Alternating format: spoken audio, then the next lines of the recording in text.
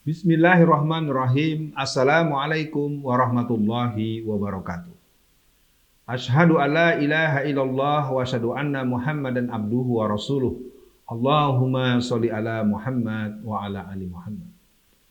Dalam Al-Qur'an Allah berfirman, A'udzubillahi minasyaitonir rajim. Ya ayyuhallazina amanu hal adullukum ala tijaratin tunjikum min azabin alim tu'minuna billahi wa rasulihi wa tujahiduna fi sabilillah bi amwalikum wa anfusikum zalikum khairul lakum in kuntum ta'lamun.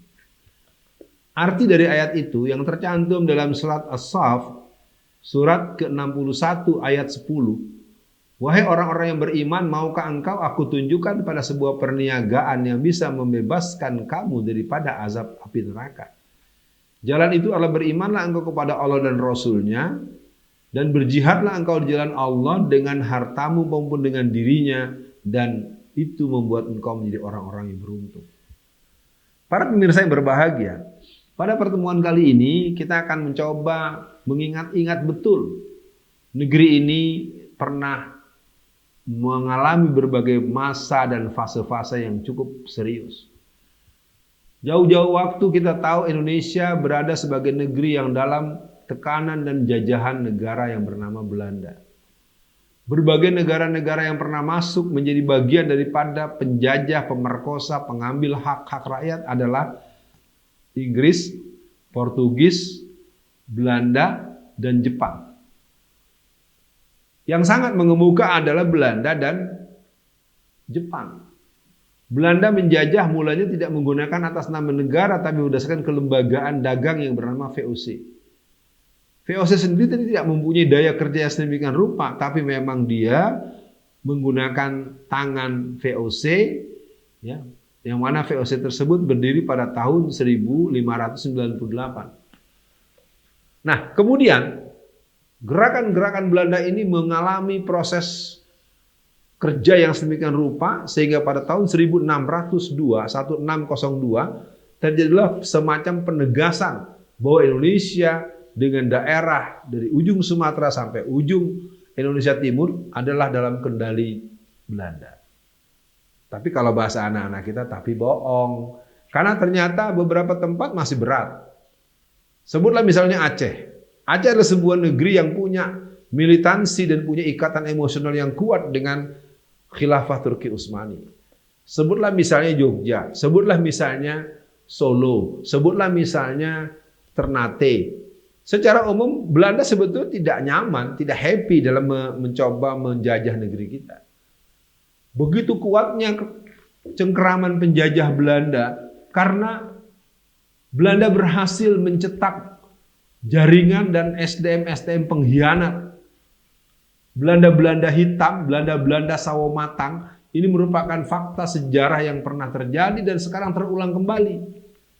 Kalau dulu Belanda mencetak kader-kader yang jadi pengkhianat untuk melakukan tindakan penekanan dan proses bullying dan berbagai tekanan-tekanan yang membuat kaum pribumi dan para ulama, santri dan lain tidak berdaya.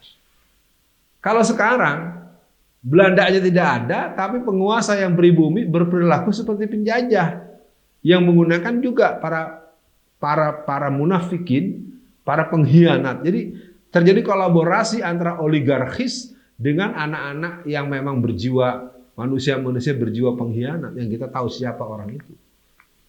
Nah, sekarang kita tengok ketika negara kita berada pada situasi-situasi terberat, siapa yang punya daya tahan, daya tangkal dan daya bela? Maka kita ambil tarik. Ketika negara kita akhirnya dimerdekakan pada tanggal 17 Agustus tahun 1945, orang tidak akan pernah lupa dengan yang namanya TNI. TNI tidak akan pernah bisa terbentuk kalau dia tidak pernah punya hubungan dengan satuan gerakan-gerakan latihan bersenjata. Semua orang tahu perlawanan yang bersifat fisik menggunakan senjata, menggunakan satuan komando, menggunakan seragam, menggunakan formula-formula konfigurasi militer, tidak pernah ada yang jelas sebelum kita dicengkeram oleh kakak tua yang jahat yang bernama Jepang. Ketika Belanda pergi kembali ke negerinya karena terjadi pengeboman di Pearl Harbor yang membuat satuan negara Eropa, negara sekutu itu dilihat tidak berdaya lagi untuk meneruskan penjajahan negeri-negeri jajahannya. Yang itu membuat Indonesia menjadi negara yang kemudian diambil alih secara waktu singkat 3,5 tahun oleh negara yang fasis, yang kejam, yang bernama Jepang. Lalu apa yang ingin kita katakan dengan pembahasan ini? Kita semua tahu ketika Belanda melarikan diri bahwa negara ini diambil alih tangan penjajahan oleh pihak Jepang. Jepang melakukan penjajahan dengan cara-cara sedemikian rupa.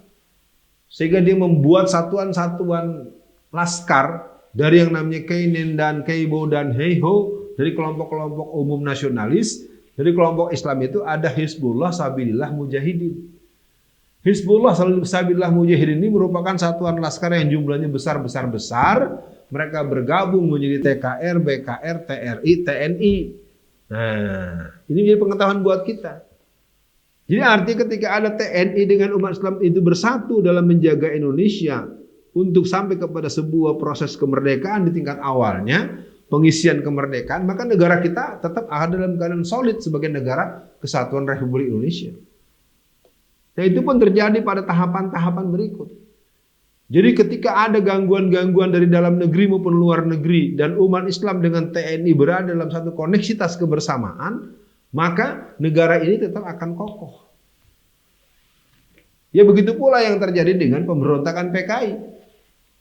Sesungguhnya negara ini pernah punya pemberontakan berdarah dan punya niat sangat busuk dan jahat dalam bentuk mengambil alih kekuasaan dengan cara yang sadis dan kejam bernama Partai Komunis Indonesia. Kalau ada yang lain-lain itu tidak bisa kita lihat secara sederhana. Dia merupakan sebuah multiplier efek daripada sikap-sikap dari si PKI ini. Sebutlah misalnya PRRI. PRRI itu secara de facto, secara praktik, dia merupakan sebuah upaya untuk mengkritik penyelenggaraan negara. Yang mana konsepsi-konsepsinya telah diserahkan kepada Pak Karno semuanya. Sekarang kita masuk pada pembahasan dua penyangga NKRI, yaitu TNI dan umat Islam. Tidak bisa kita pungkiri bagaimana kuatnya Partai Komunis yang sedang sangat akrab dengan Soekarno. Tapi itu semua tidak berdaya ketika kesadaran beralih dan pulih kembali kesadaran kawan-kawan NU dengan bansernya, pulih kembali kesadaran kelompok-kelompok pesantren secara luas, yang juga dimotori oleh penggerak-penggerak yang memang punya reputasi dalam peran-peran perlawanan, maka NKRI yang kita punya sampai hari ini menjadi sebuah keberadaan negara yang ditopang oleh dua kekuatan utama, Islam dan TNI, yang secara keagamaan TNI lebih dari 80%, 90% Muslim. Umat Islam jelas Muslim semua. Nah, mereka punya kekuatan untuk menjaga keutuhan negara ini. Tentunya hal ini tidak bisa kita lihat sebagai hal yang memuaskan secara sangat ringan. Dia merupakan satu potensi yang harus terus dijaga, karena kita untuk hari ini, sejak pemilu 2019, sejak berbagai insiden 2020, apalagi masuk di era pandemi yang oleh beberapa ahli atau ulama menyebutkan plandemi, ini merupakan satu situasi yang harus dilawan oleh umat Islam dan tentara. Bagaimana bentuk perlawanannya? Kita mulai membuat pertanyaan-pertanyaan yang harus mengarah kepada penyembuhan. Bagaimana Indonesia hari ini negara yang dianggap memiliki ranking tertinggi yang mengakibatkan matinya orang-orang yang ada terlibat dalam interaksi, yang di sana adalah sebuah kegiatan yang mengkombinasikan kelompok Islam dengan kelompok TNI. Tiang penyangga ini kelihatannya hari ini perlu mengalami penguatan. Karena gerakan-gerakan penggerogotan secara internal umat Islam kita sama tahu ada pada posisi banyaknya oknum-oknum pengkhianat yang akhirnya mereka memecah belah, memecah langkah, dan memecah strategi. Nah di sisi lain kita juga sangat melihat bahwa kelompok-kelompok TNI sebagai satuan penyangga NKRI, mereka juga tidak memiliki kepemimpinan yang bisa mengomando mereka untuk sampai pada satu komando perlawanan. Sebutlah misalnya orang dulu seperti Jenderal Sudirman atau Aha Nasution. Sekarang siapa di kalangan TNI yang punya daya komando untuk melakukan penjagaan dan pembelaan keutuhan NKRI? Itu mungkin bagian yang harus kita bahas dan kita berikan pendelegasian pada yang bersangkutan. Nah, bagaimana pula dengan kelompok Islam? Kelompok Islam ini harus sampai juga pada kesadaran bahwa kita sampai hari ini sering berada pada posisi yang disalahkan dan dikalahkan. Nah, untuk itu semua, maka tiang penyangga ini harus melakukan penguatan internal masing-masing dan mereka juga perlu membicarakan. Maka fenomena kami yang dikomandani oleh Pak Gatot Nurmantio, di sana ada Pak Din Samsudin, di sana ada tokoh-tokoh Muhammadiyah yang lain, juga ada tokoh NU garis lurus.